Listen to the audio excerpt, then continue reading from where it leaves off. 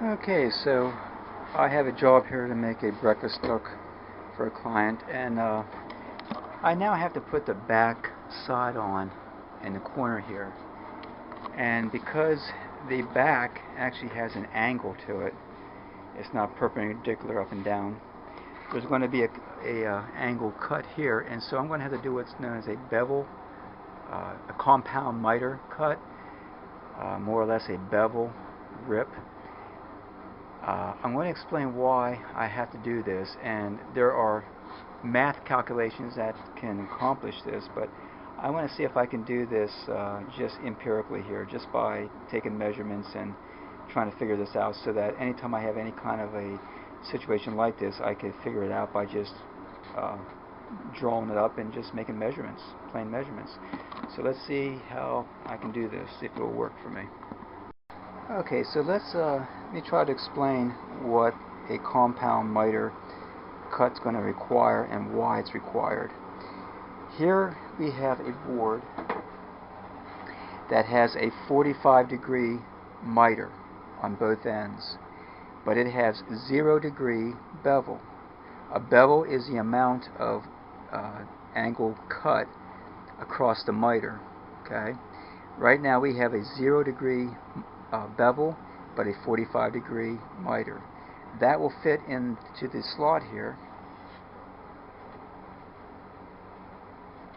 as such. Now that fits in there because that's a right angle corner, and so that completes the diagonal of that corner, which would be a 45-degree cut that way there, laying down flat. Now here is another board that has a 45-degree bevel. You see here the bevel, but a 0-degree miter. It's a straight cut all the way across. No miter cut, but straight with a 45-degree bevel. Now if I take that bevel cut and put that perpendicular and upright,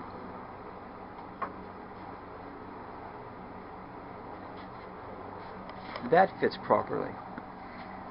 So what happens is that at 0-degree bevel, I need a 45-degree miter to fit across there. At a 45-degree bevel, I need a 0-degree miter, and that would give me a perpendicular or plumb upright board across there. So now if I'm going to take the upright board and I'm going to tilt it, starting to tilt, if I start tilting it back, I'm going to start approaching the 0-degree bevel as this board here, which means is that the bevel is 45 degrees when it's upright this way, but as it begins to turn this way, out this way, the miter is going to start coming in as shown down there at 0-degree bevel, as well as the bevel is going to change as well, because as this board begins to approach 0-degree or 45-degree miter, it becomes a 0-degree bevel.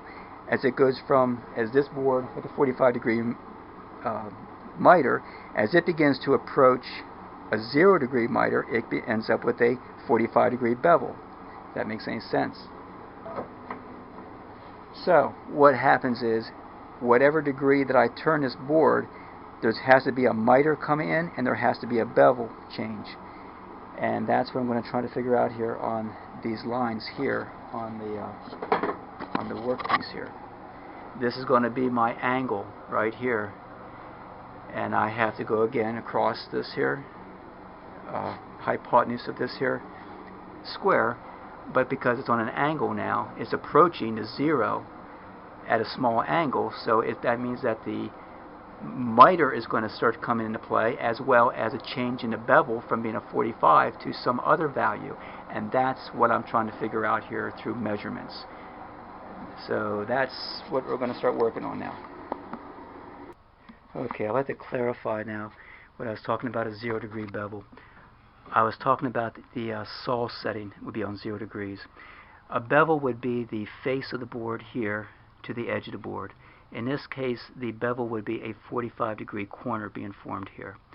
On this board here, we have the face of the board to the edge is a 90-degree corner. So when I say a bevel, I'm talking about 0 bevel on the saw setting, that there's no bevel at all, versus a bevel being performed right here. So that's what I meant by when I say going from a 0 bevel to a 45. In reality, we would have a 90-degree corner approaching a 45-degree corner when we're doing a compound miter. But let's just use the saw setting value, and that would make it more easier to understand. Okay, so now what I'm going to do is start working up a way to figure out the bevel and the miter for this kind of an angle here. And so I need to get things set up here, and I'll bring it back when I get things set up. Okay, so the first thing what I'm doing is I have a line marked up here for the top of the board here. I have the width of the board that I'm going to be using for the back piece, and I have the thickness of it, which is 3/4. So what I'm going to do is I'm going to hold this board up on the line here, and I'm going to make a mark down below here. I have a mark down there now, and I'm going to do the same thing on the other side here as well. I'll have a mark right here, and I'll put a mark down there, and that will allow me to take two measurements, a measurement across the top and a measurement across the bottom. Okay, so now I'll take my measurements across the top and bottom.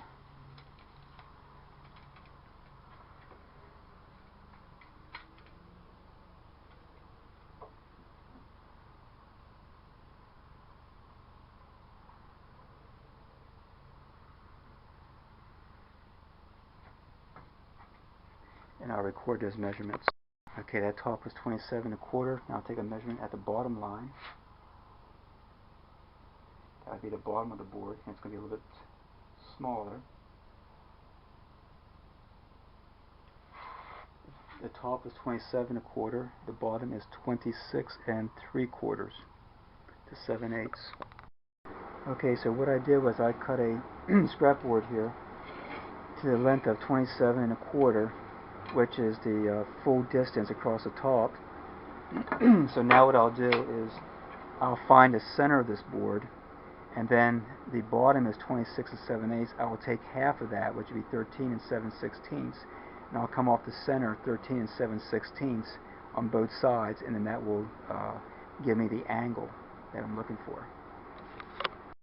Okay, so what I did was I found the center of my board, made a mark, and then the bottom is 26 7/8, so I came over 13 7/16 off of the center and made a mark, and did the same thing on the other side. I'm setting my bevel gauge now to the mark and to the top of the board, and that will be the miter that needs to be cut.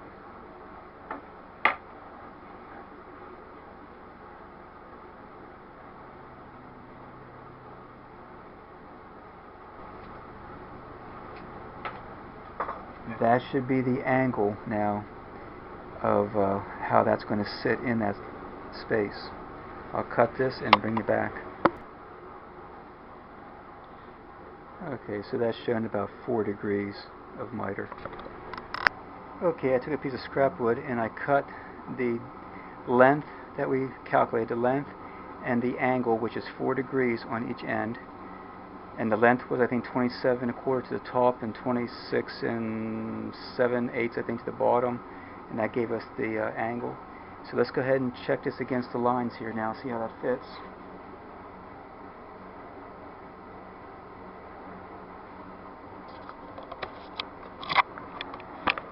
And that fits very good. That fits the lines really well. Okay, so now that we have them fit into the lines on the front side, and they're following the angle, which is a 4-degree miter, now we can use this board to actually figure out the bevel. And that's where I'm going to look at next now, is how to figure out the bevel here. And that's coming up next. Okay, so now to figure the bevel, here's what I'm going to do. I will take my board again, and I'll put it on the line on the one here and on the other side. Line them both up, lean against it here, make sure it doesn't move on me.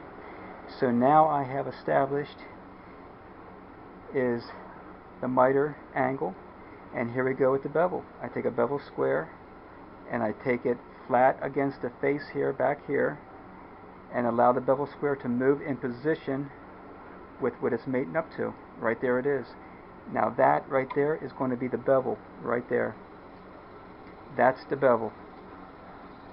That's the bevel right there. We'll figure that bevel angle out, and then we'll know.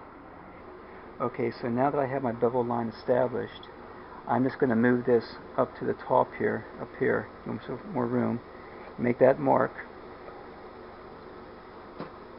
And all I got to do now is tip my saw to this bevel angle here, and then line it up to this here 4-degree miter, and that will give me my compound angle cut.